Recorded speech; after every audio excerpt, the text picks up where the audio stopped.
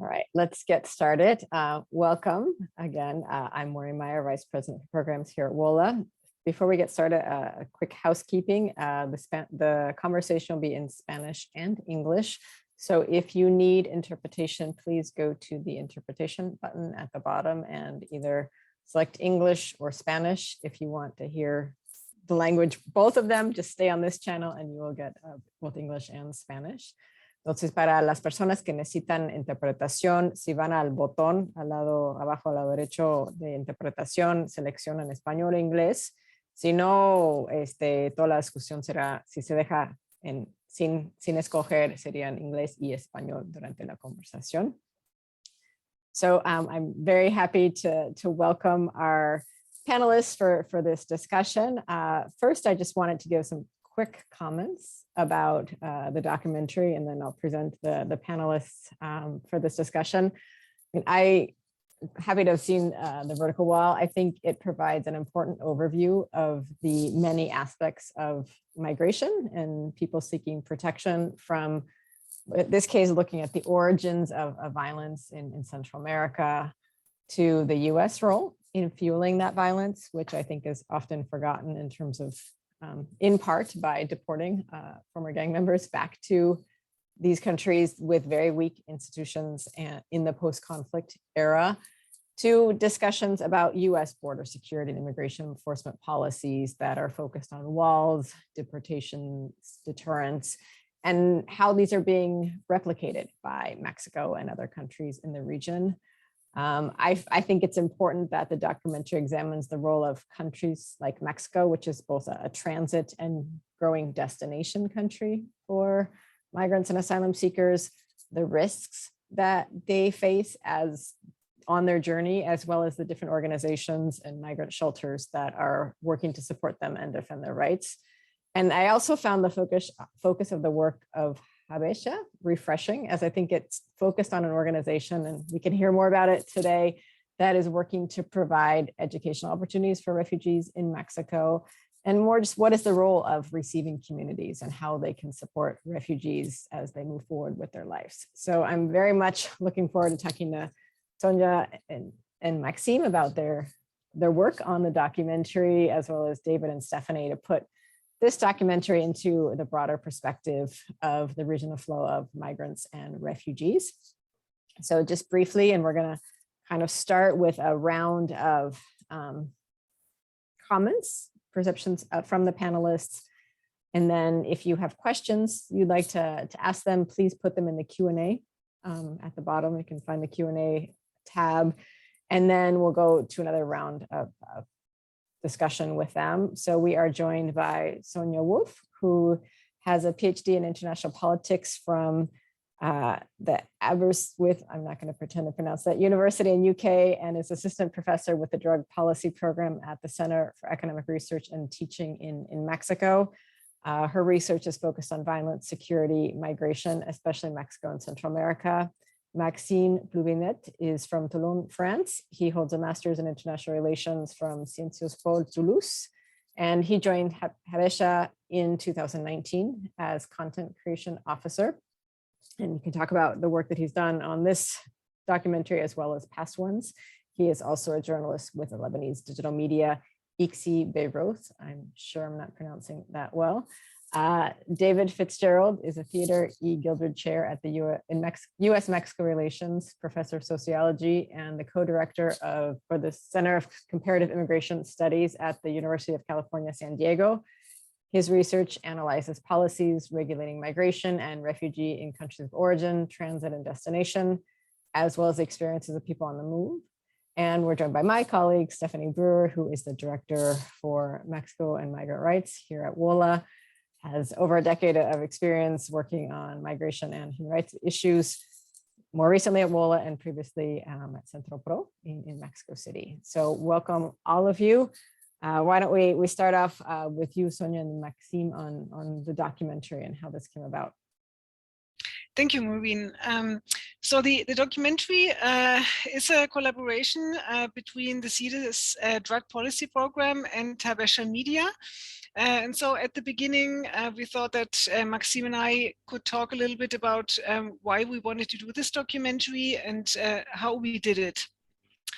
I suppose the documentary for us is a means really to have a conversation about forced migration, but it's especially a conversation we would like to have, perhaps not so much with policymakers, but with citizens who live in the countries that we show in the documentary. But also we shouldn't forget that even though the documentary focuses perhaps on a more specific example, which is Central Americans heading to Mexico and the United States, forced migration is really a global issue. So I think this is a film that really can speak to people also outside the Latin American region. And in terms of forced migration, perhaps what I would like to highlight is that when we talk about migration more broadly, we can see many labels that are being used also for different purposes. And so people will be familiar with concepts such as refugees and asylum seekers. They're also internally displaced persons, and more broadly migrants. But perhaps what I would like to emphasize in this first round of comments is that these labels can serve to manage migration, but they can also feed into states' political agendas. So in that sense, they serve to divide the migrant population, perhaps divided into people on the move who are seen as more deserving or as less deserving.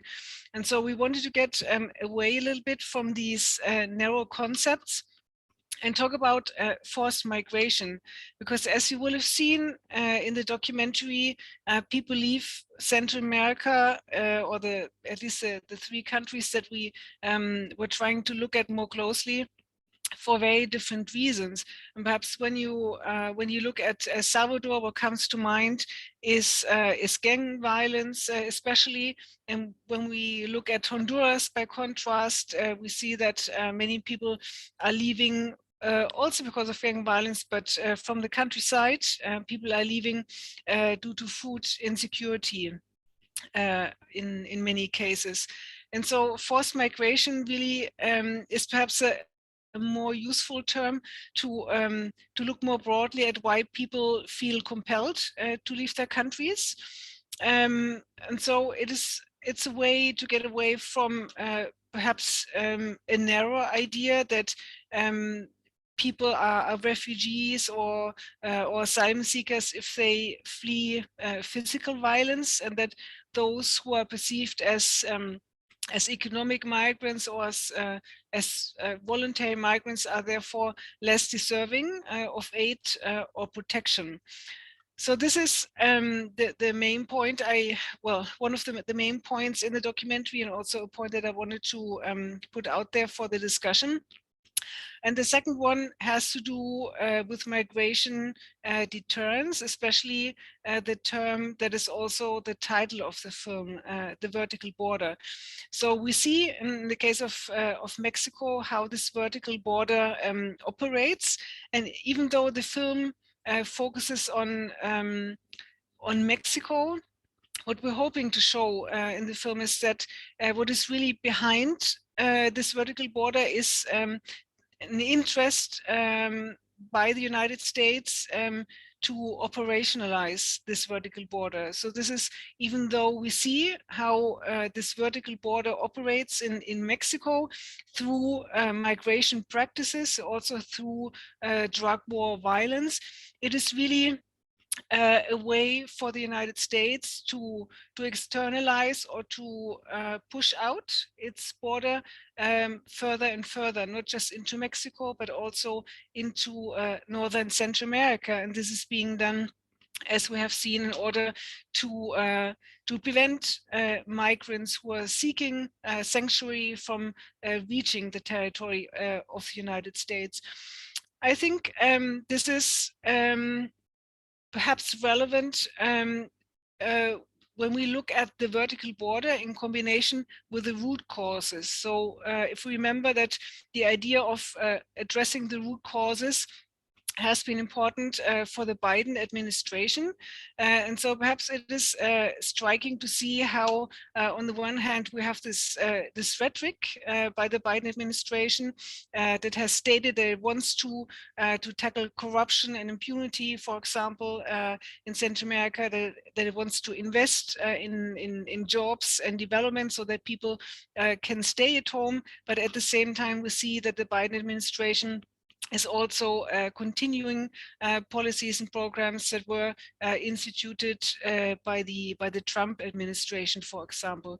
So perhaps one way to think about this is how important are really human rights when we look at the responses to migration, how important are political and electoral considerations when we try to understand states' responses to migration.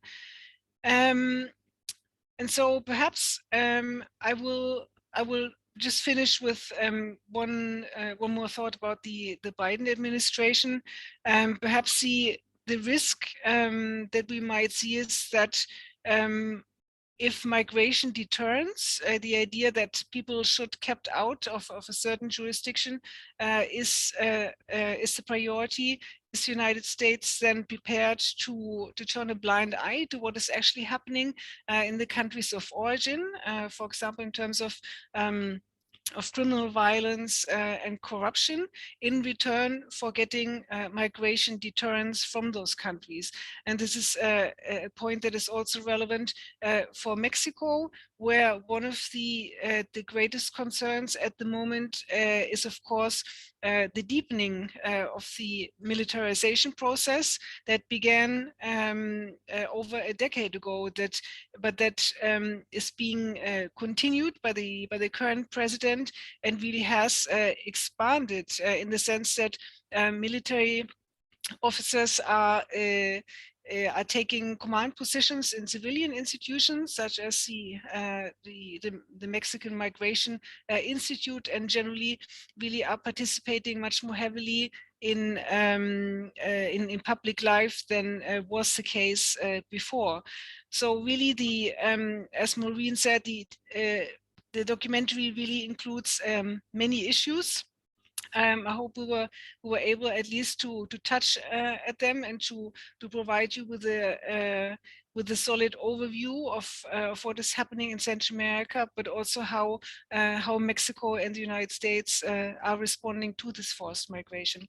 So I will stop here and hand over to Maxime, who can explain a little how we were trying to do this film. Gracias, Sonja. Hablaré en español porque mi inglés no es tan bueno. Entonces, pues yo seré muy breve, sobre todo para dejar el espacio a las preguntas que haya quizás sobre el proceso de cómo hemos hecho este documental. Nada más enfatizar sobre dos cosas. La primera es que, como quizá lo han notado en el documental, no se ven a muchas personas migrantes, tampoco se ven mucho a espacios como retenes de migración, estaciones migratorias, o no se ven en Centroamérica muchas imágenes de los barrios con presencia de maras, ¿no?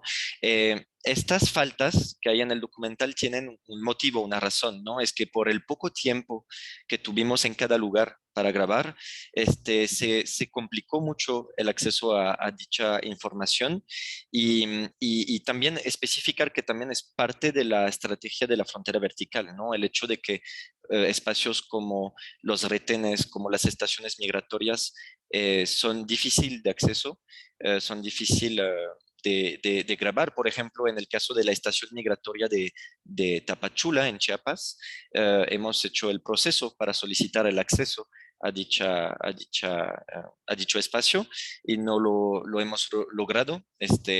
Y hay una razón, ¿no? Porque estos espacios están considerados como un asunto de seguridad nacional ¿no? La migración es considerada como un asunto de seguridad nacional. México lo está viendo así y es exactamente como los Estados Unidos quiere que México lo considere, ¿no? Por otra parte, otro detalle, aprovechando de tener a David aquí con nosotros, la intervención de David y de Todd Miller al final del documental permiten, pues permite enfatizar que este tema, más allá del tema de la frontera vertical en el contexto regional, ¿no? Que es el contexto latinoamericano, es un problema global, ¿no? Que este documental, La frontera vertical, hubiera podido tratar de cómo la Unión Europea trata de repeler, de disuadir la migración eh, de subsahariana o de Medio Oriente. Este documental hubiera podido ir a Libia, a Líbano, a Turquía y documentar los mismos procesos porque son estrategias globales, ¿no? De bloqueo, de disuasión, de contención. Um, y justamente esta discusión que hay al final del documental con la entrevista de David FitzGerald y Todd Miller permiten como ampliar un poco la mirada, ¿no? La perspectiva hacia una perspectiva más global, ¿no? Hasta ahora en cada presentación del documental que tuvimos se ha mencionado, hubo una pregunta sobre los refugiados ucranianos y el tratamiento un poco diferencial, ¿no? Que hay y se me hace pues muy actual, muy actual de este tema de la frontera vertical que efectivamente no solamente se ejerce en el contexto latinoamericano, sino a nivel mundial. Será todo de momento, pero quedo abierto. Bueno, tengo dos cachuchas, ¿no? Puedo contestar a las preguntas sobre cómo se ha realizado el documental por una parte, pero también soy representante de Proyecto Habesha, de Habesha Media, quien aparece en el documental, de hecho. Entonces, si tienen preguntas sobre estas dos cosas, pues las puedo contestar con mucho gusto. Muchas gracias, Maxime. David, you're in the documentary. Tell us about your thoughts on it. Yeah, well, thanks very much. And I congratulate Sonja and Maxime and the rest of the crew for putting together this really wonderful documentary. As Maxime was suggesting, in some ways, this film could have been made in a number of different contexts, and it would have some really similar themes about the ways that the rich democracies of the global north have tried to keep asylum seekers at an arm's length where they can't even reach a territory to be able to ask for asylum.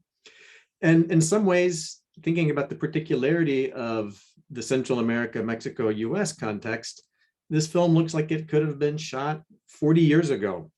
And I'm not just talking about the use of historical footage, I'm talking about the recurrent themes in the ways that the US has used Mexico as a kind of buffer state to bottle up Central Americans in the south of the country.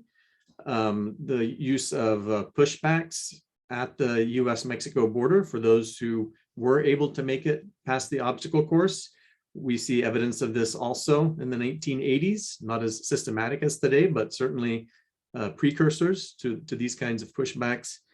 And then we also see some more positive things. We see the important role of NGOs in the film, particularly of Catholic NGOs. And thinking about NGOs and other civil society actors more broadly, that is where there has been a change, I think, since the 1980s. There's a much denser network of civil society now, of organizations like WOLA, which are active both in Mexico and in the US, journalism, the fact that these kinds of processes, which once were much more secret, are now becoming much more widely known and really kicked up to a higher transnational level. There's another point that I would like to make is that we see evidence of a kind of a ratchet effect in these policies, where even when the administration changes, even when we've moved from the very different Trump to Biden administrations, a lot of these policies are sticky. And we see that throughout the world, where a policy that might have been put into place by a Democratic or a left-wing or a more right-wing administration, once they're in place, they continue for a very long time. It's not that policies never change, but when we're thinking about border fortifications, we don't see any of the additions to the so-called wall being taken down. Once those are in place, we see the continuation of versions of the Title 42 pretext for using the pandemic as a way of keeping out those who would seek asylum on the southern border with Mexico, as well as the ongoing forms of pressure on Mexico, which now have a 4-decade history. So not all policies are the same between the Trump administration and the Biden administration, but especially the ones that have to do with optics of border control are really quite sticky and sometimes in surprising ways. And then the final theme that I would like to draw out of the film is of impunity. And this is from the very beginning all the way to the end of the film. We see the impunity that no one is ever really punished for the slaying of Archbishop Oscar Romero. No one is punished in the vast majority of cases for the robberies of migrants in transit, for rapes, for disappearances, for murders. That no one is held accountable. No governments are really being held accountable for the illegal pushbacks at the US-Mexico border, or the ones at the Guatemala-Mexico border, for the violations of the right to exit from Central American countries. And this is one of the more powerful, disturbing themes that come across is really this impunity. And hope springs eternal that by highlighting these processes and making them so visible and viscerally appreciable, that can be changed. Thank you, David. Before I pass it off to you, Stephanie, just to remind folks that if you would like to pose questions to the participants, please go to the Q&A box and add them. I see there's one question. We'll get to that in a minute. But if anyone else has any others, please type it in and we will get to them in a second. So, Stephanie. Thanks, Maureen. Well, so first of all, I, of course, want to say a big congratulations and a big thank you to Sonja, to Maxime, and to everyone on your teams who made this film.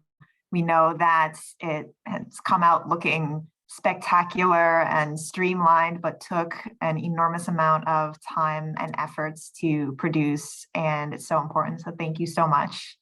And thanks for thinking of us and teaming up with WOLA to make this screening possible. I think that something the documentary does extremely well is juxtapose what is one of the most brutal and can be one of the most dehumanizing contexts of human existence, which is the current reality of the dangers that are faced by people in forced migration.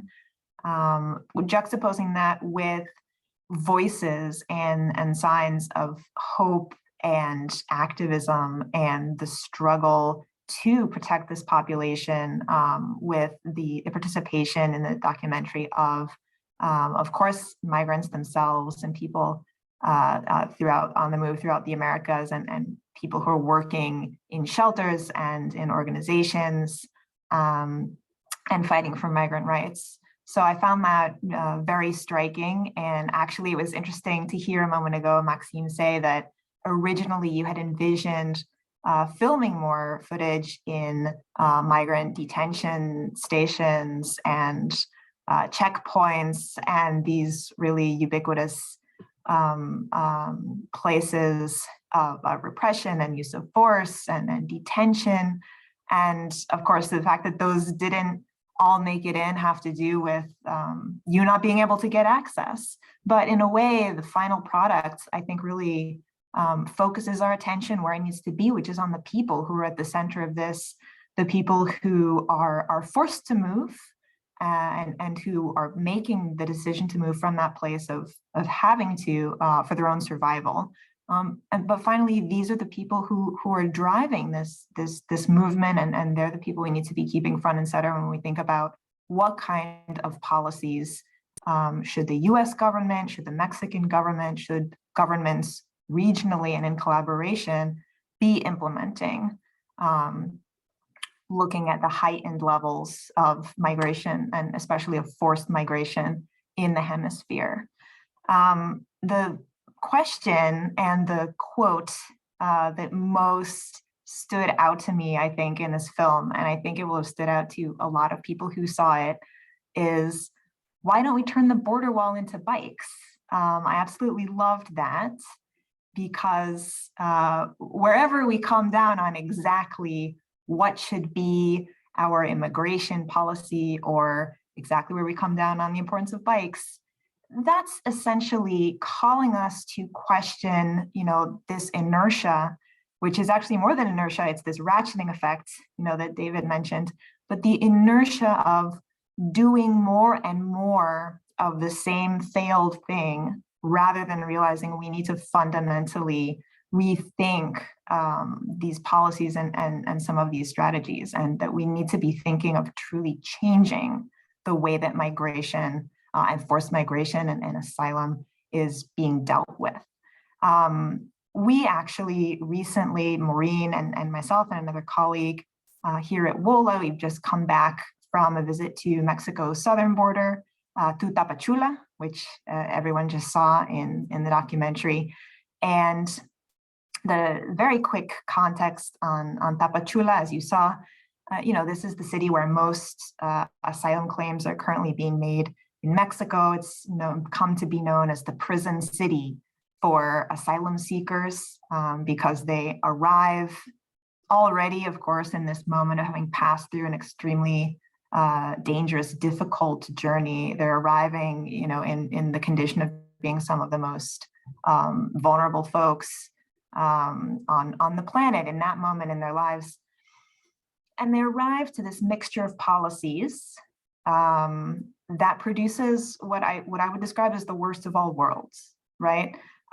So you're taking people who are already in this state of vulnerability, people who need protection, people who need support. And from the very first moment, if they try to cross into Mexico at a formal, point of entry, they're very often told that they can't seek asylum there. And so from that first moment, they're forced to try to cross somewhere else. They're risking being detained. They're risking being taken to one of those migration stations. They're risking other types of violence just to simply try to arrive to where they can make an asylum claim. And of course, once they make that claim, they'll be put into a process that right now is extremely long. It's bureaucratic. They have to be going to different Mexican government institutions.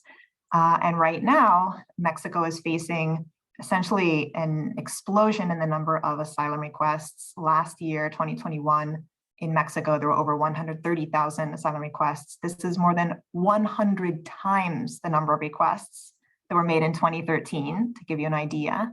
And so this means people are stranded for months and months and months in Tapachula, trying to make ends meet, often not being able to make ends meet, facing discrimination, facing abuses. What purpose is that serving? It's not serving any purpose. Certainly, our priority is the rights of that population. It's clearly not serving that purpose.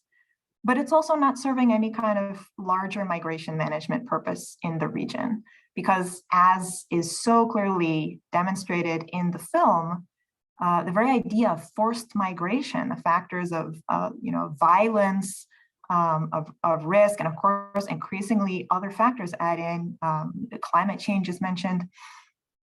These factors have not been solved, unfortunately won't be solved in the near future, although we of course recognize and emphasize the importance of addressing root causes. Of course, that's what needs to be done and done well, but that's not going to solve these problems in the short term. People will be forced to move to survive.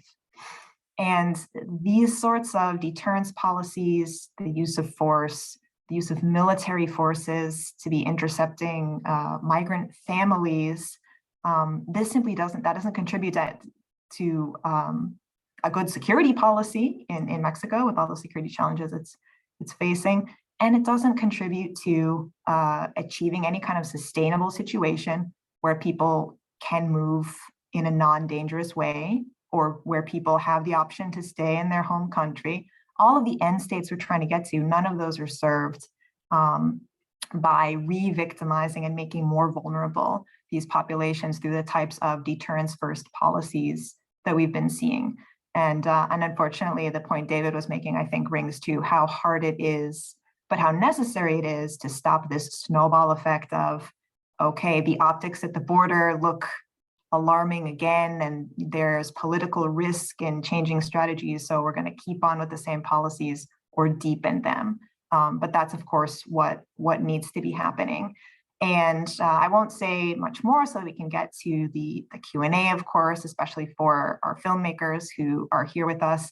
But of course, from a policy perspective, just as the film physically took us on a journey from Central America through Mexico to the US, we could, of course, go on that same journey, perhaps do it backwards, talking about what changes do we need to see. We need to see changes in the US, at the US border, the end of Title 42, which is arbitrarily keeping the border closed to asylum seekers, the end of Remain in Mexico, which is putting up more obstacles and danger to people who are making asylum claims.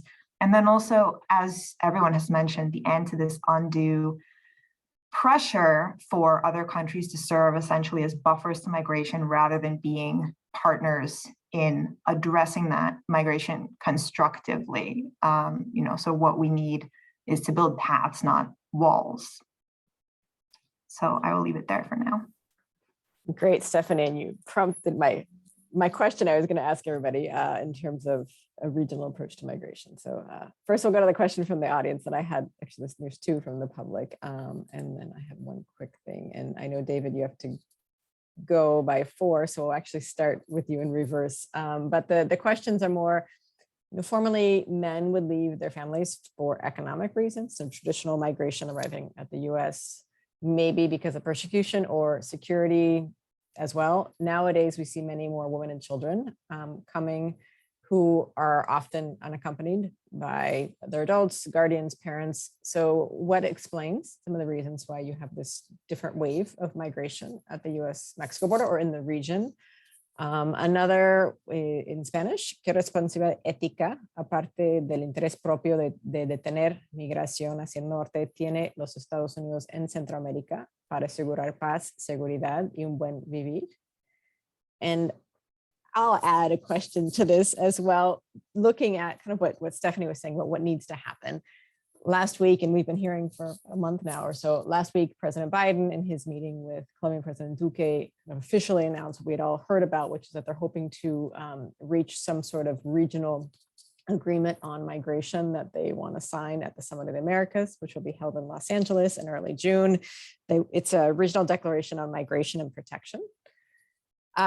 What would be some of the key elements that you would need to see in a declaration that was to really address these regional flows? So David, why don't we start with you just because of your time and then go through the rest of the participants.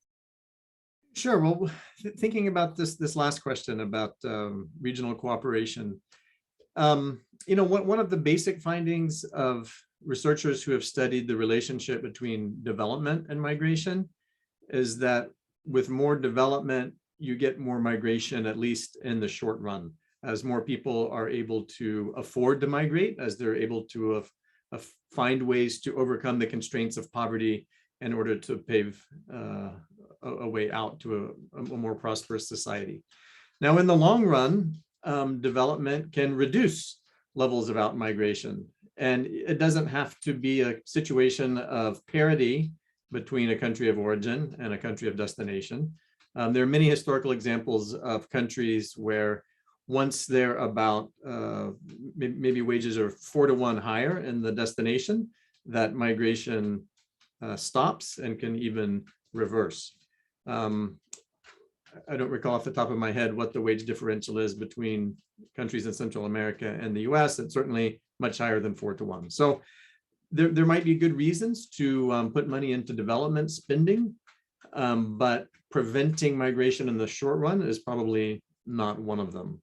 In the long run, again, that could have some effects like that. I think that probably the most effective techniques would be to find concrete ways to encourage the rule of law. So much of the migration out of Central America is the result of corruption, of the fact that it is difficult to distinguish often between police and criminal activity, of the fact that women in particular who are being abused by their domestic partners and spouses are not able to go to the police and find effective relief. And this is not my area of expertise, but I have it on the authority of people who have studied these issues around the world, that there are programs that have been demonstrated to be effective in encouraging this kind of rule of law that creates a safer society. You know, I think one of the other problems is drug policy, that governments and societies in Central America and Mexico are paying a price that they cannot afford for the illegalization of drugs in the major markets in North America. Obviously, there's drug consumption in Central America and Mexico as well, but the rule of law is too weak in those societies. The economic weight of the drug trafficking organizations is too heavy for those societies to be able to bear that price of legalization. So, sorry, of illegalization. So I think that, you know, some more basic structural reforms around the rule of law in different areas might be as important or more important than shoveling money into development projects if the goal is to reduce out-migration from Central America. Great, thank you. Sonja?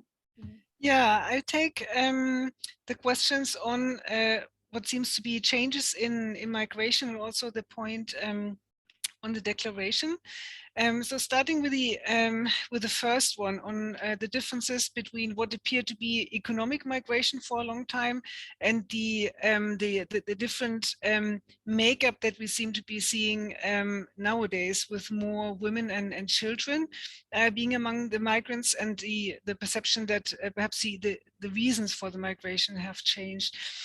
I would say that precisely one of the reasons why we wanted to make this film is to show that perhaps things haven't changed as much as seems to be the case. So of course, when we compare this migration that we're seeing nowadays to migration that perhaps was occurring in the 90s, perhaps I can understand this perception that perhaps there was a greater level of economic migration, and that we saw more men leaving Central American countries. But I would say this actually, it's not so simple to disaggregate the reasons for migration. So I think it's difficult to argue that there was more economic migration in the past than there is nowadays. And also, I think perhaps we should go beyond the appearances when we look at the profiles of the migrants, if we want to understand what is happening.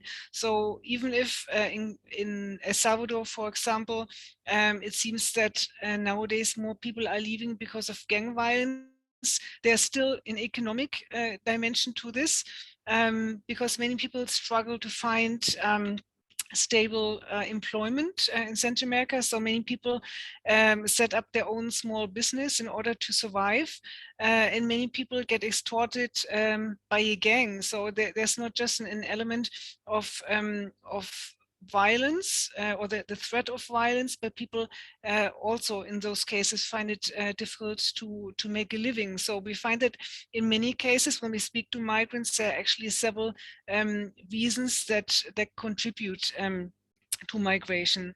And also when we think about the profile of migrants, it is still very mixed, in the sense that when we interviewed migrants from Honduras, for example, there were many men who were leaving for economic reasons, especially from the countryside, whereas families, for example, were leaving cities more because they were fleeing gang violence.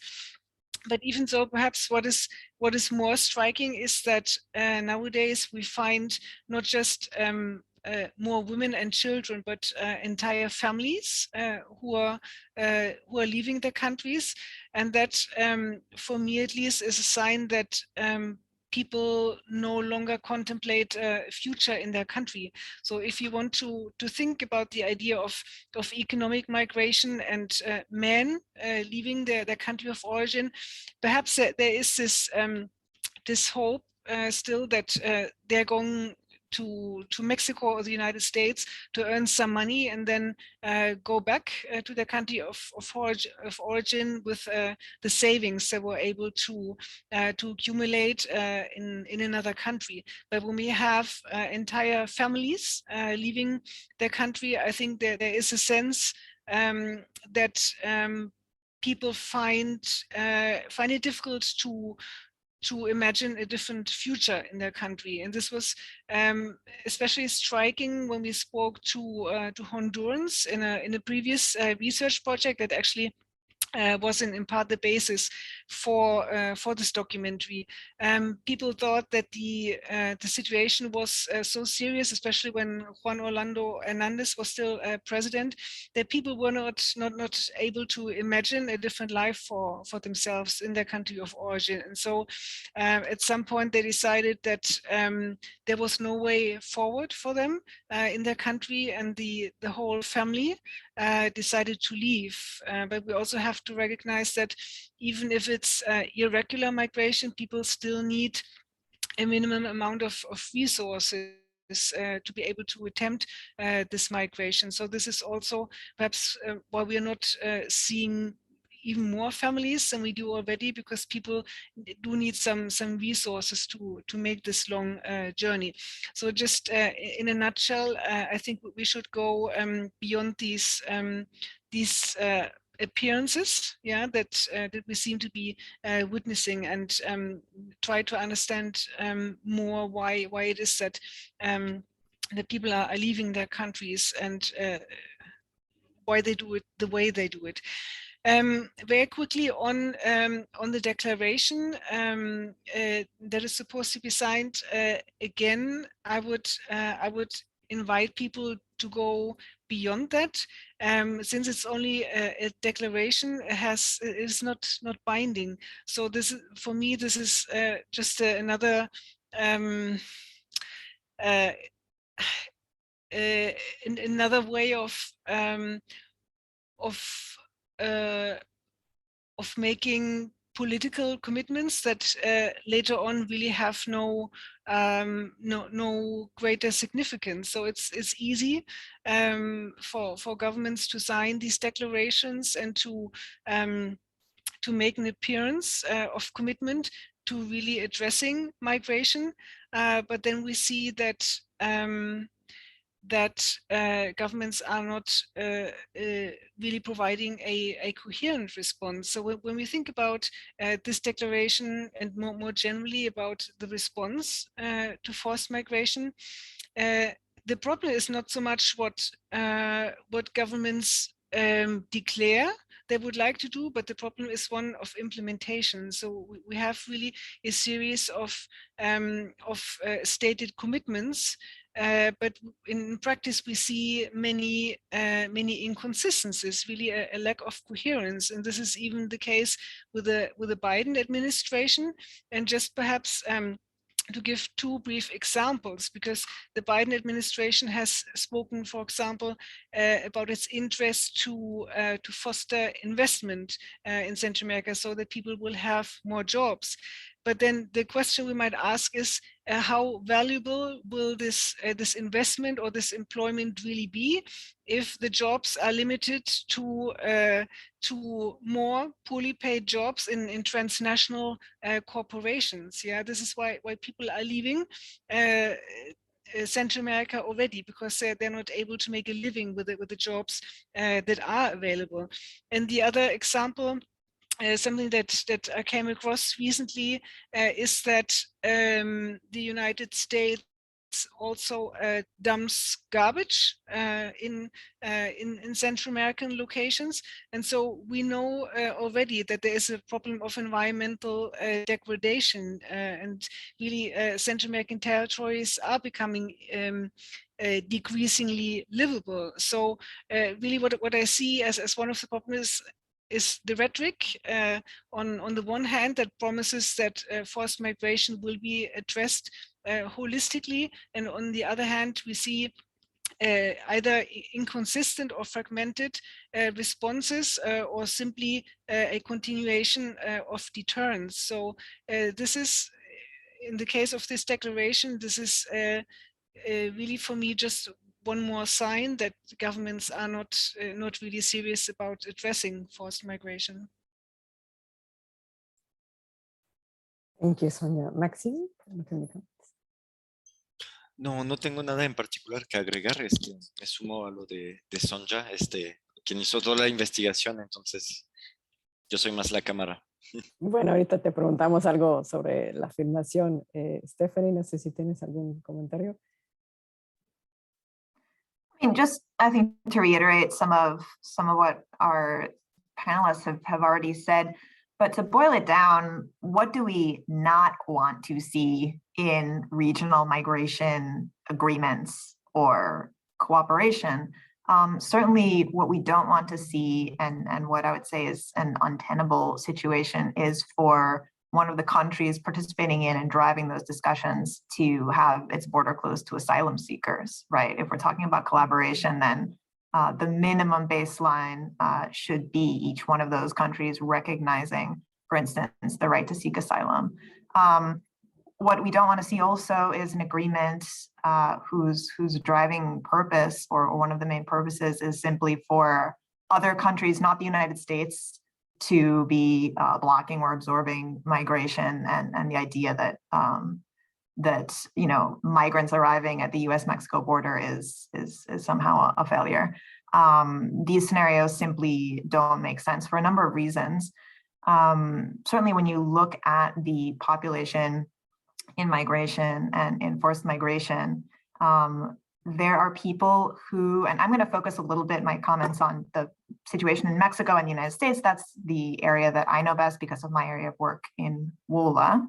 But certainly there are migrants and asylum seekers who would settle in Mexico if they could obtain legal status or obtain asylum and find a safe place to be in Mexico. That may be a country that is a bit closer to home, certainly linguistically, maybe easier to incorporate into for any number of reasons, family ties. So Mexico can be a destination country. That's a role, in fact, is a role it is playing. There are people who can tell you that they do not feel safe in Mexico, and they may have very concrete reasons not to feel safe in Mexico.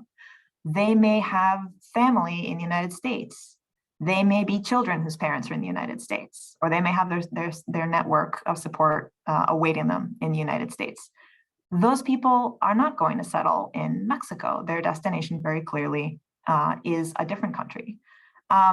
These realities coexist, so we can't go to any extremes in terms of classifying the migrant population. We have to understand that the countries of the region are playing multiple roles, and they're called to play multiple roles in terms of giving protection and access to asylum, in terms of knowing there are going to be populations transiting into them or through them or settling in them. So that needs to be the logic. The logic of regional cooperation needs to be recognizing what does this population need to survive, which at its very basic level would be security and the possibility of a dignified existence. So, how can those paths be facilitated and distributed such that those needs are being met? Because that's the only actual way to avoid forced migration. All the deterrence in the world, at the end of the day, it does cause cyclical variations, for instance, in how many people are arriving at a certain border, but it does not actually address that flow of people. And I would just say quickly on the questions in the chat, I think these are bringing up some great points.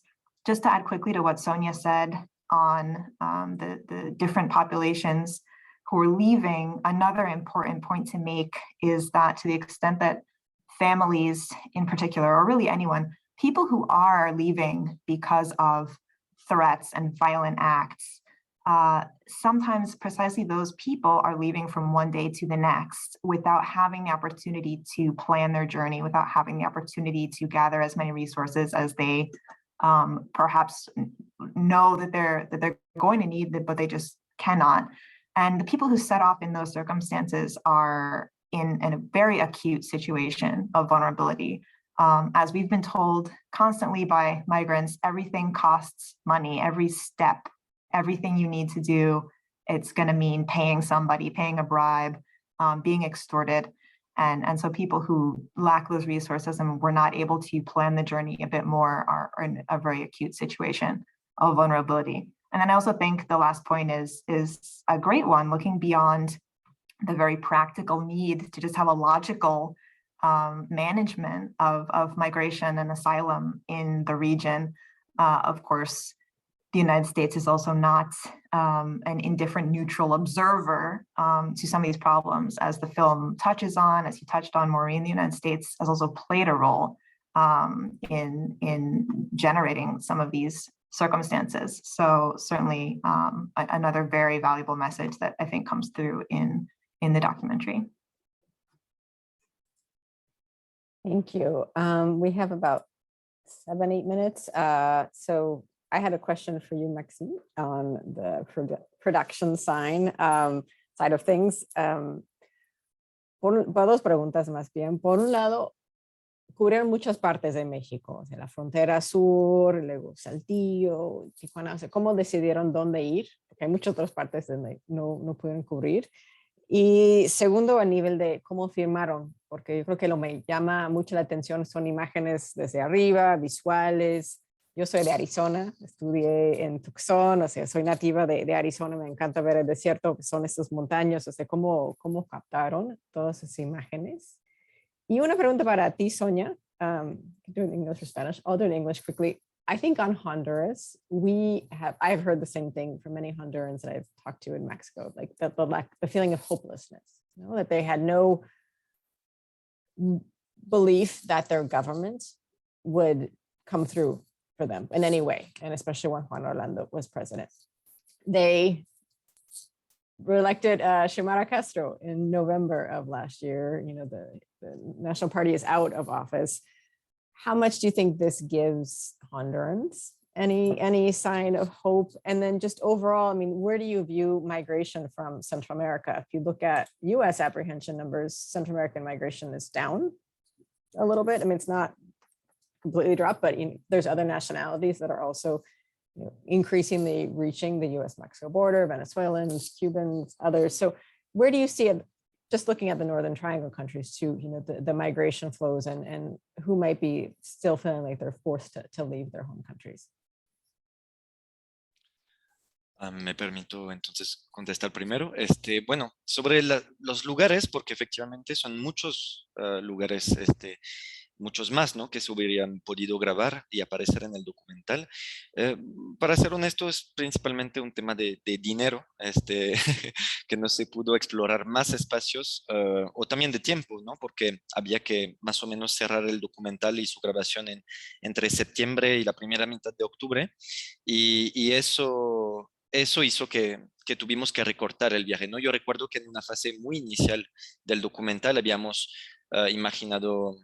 habíamos pensado ir a otros lugares, como también en Tamaulipas, donde había esta otra frontera, ¿no? que presenta también mucho interés. Y también hay que recordar que en el momento de la grabación, es decir, como más o menos el mes de septiembre, el contexto migratorio era muy específico, ¿no? En torno a las caravanas compuestas mayormente por personas haitianas que atravesaron Chiapas y más tarde que llegaron a la frontera de Ciudad Acuña del Río, ¿no?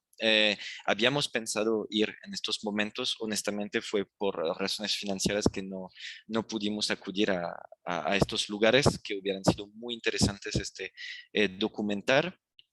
Entonces nos focalizamos más o menos sobre 4 espacios en México, ¿no? Que es la frontera sur. Ahí sí pudimos cubrir 2 partes de la frontera sur que son bien distintos, ¿no? La frontera de Tenosique y la frontera de Tapachula. Realmente Tenosique tuvimos menos de un día en el lugar, por eso aparecen muy pocas imágenes de fuera del albergue, ¿no? De la ciudad o de la frontera en sí.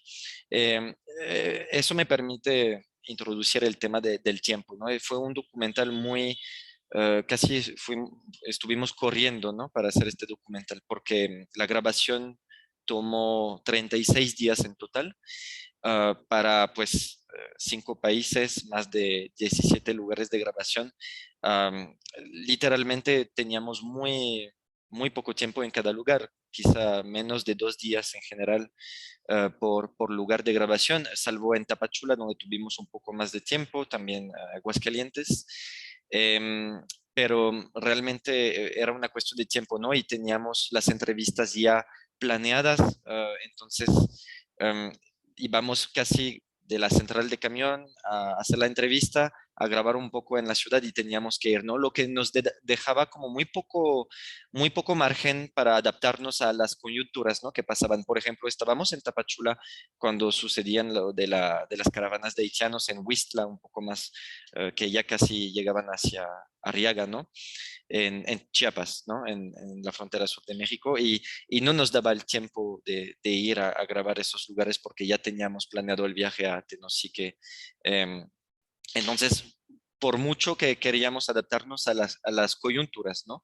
A los eventos que sucedían alrededor de nosotros, dependíamos mucho del tiempo y del dinero, que es un desafío en cada documental, ¿no? Y sobre las técnicas, pues éramos 3 en grabar, bueno, siempre yo y luego mis compañeros César Ortiz López y Alberto Villaescusa, que me apoyaron cada uno, bueno, César me apoyó en la parte de Centroamérica y en México, y Alberto me acompañó en Arizona y en California para grabar. Traíamos siempre 2 cámaras, ¿no? Para grabar a doble ángulo, es decir, que las entrevistas, la mayoría de las entrevistas que pueden ver son grabadas a 2 ángulos.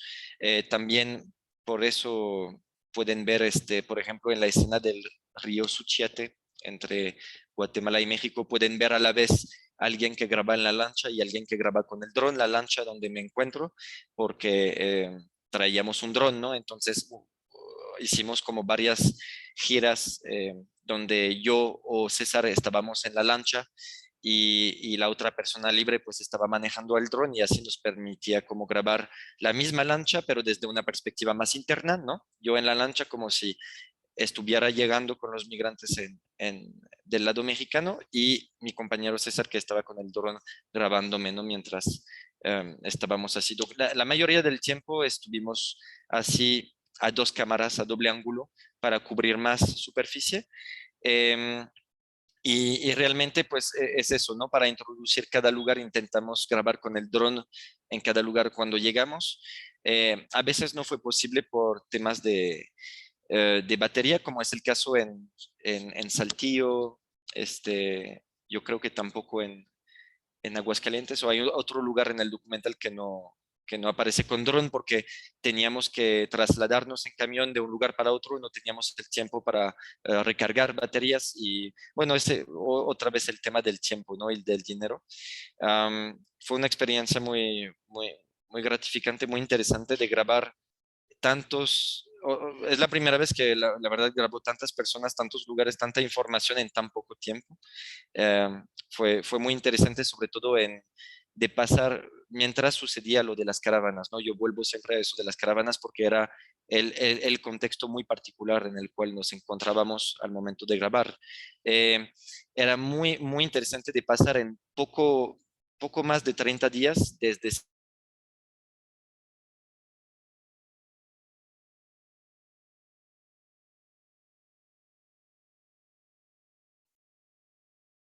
I think we have lost Maxime for a minute. While we figure out if his connection gets better, Sonja, perhaps last words from you. We're wrapping up. Sure. So I'll respond to your question about Honduras and the future of Central American migration. I can see that Hondurans feel there is some hope now with the change of president. Personally, I feel more skeptical about the possibility of change, and I think we can also perhaps compare this a little to what was being attempted in Guatemala, in the sense that many of the efforts there were aimed at very high profile corruption cases, the figure of Otto Pérez Molina, for example. But I think the experience of Guatemala also serves as a caution for Honduras, in the sense that it would be simplistic to expect change simply by removing certain high-profile figures. So in the case of Honduras, the former president Juan Orlando Hernandez has been arrested. And former senior police officer also who collaborated with him.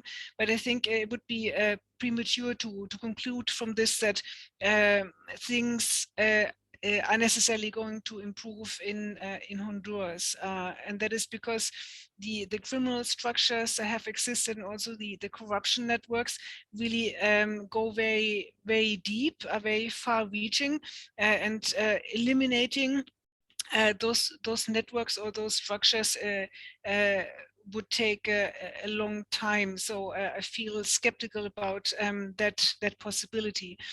Generally, if we look at the Northern Triangle of Central America, I would, as a general trend, forced migration to continue. Certainly from Honduras. El Salvador perhaps is a trickier case, again, because Bukele is also a figure that that inspired hope among people who were disillusioned with the main political parties. But we've also seen in El Salvador that things can change very quickly. So there may be rhetoric that inspires hope among voters, but then the policies that are implemented by supposedly progressive political leaders can change very quickly, and this is also something we've seen in Mexico. So I would expect forced migration to continue from the three countries.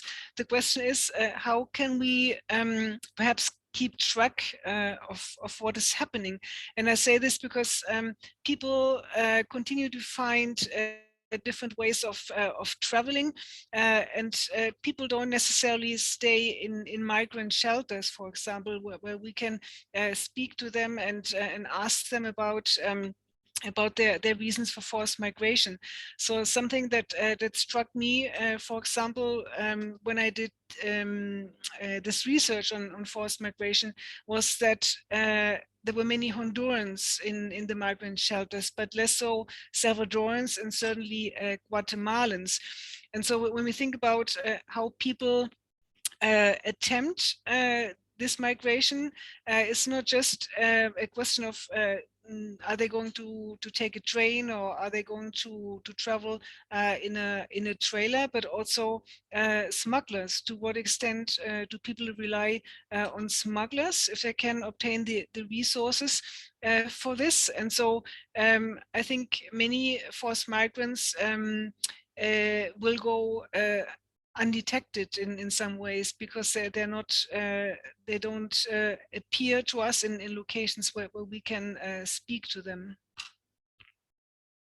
Well, unfortunately, we are out of time. I see a few quick comments in the Q&A, so if the participants can take a look at them, maybe follow up later. We did repost the YouTube link there for those of you that would like to see it again, and it will be, as Sonja mentioned, a microsite will be launched, so we'll be happy to promote that when it's out. I wanted to thank the interpreters for their support today, and certainly thank Sonja and Maxime for all of their work on this great documentary. It's great to see it. I love the footage and the music, and Stephanie and David also for their perspective based on their work and research. So thank you all for joining us today, and hope you have a good afternoon. Thank you. Muchas gracias. Muchas gracias.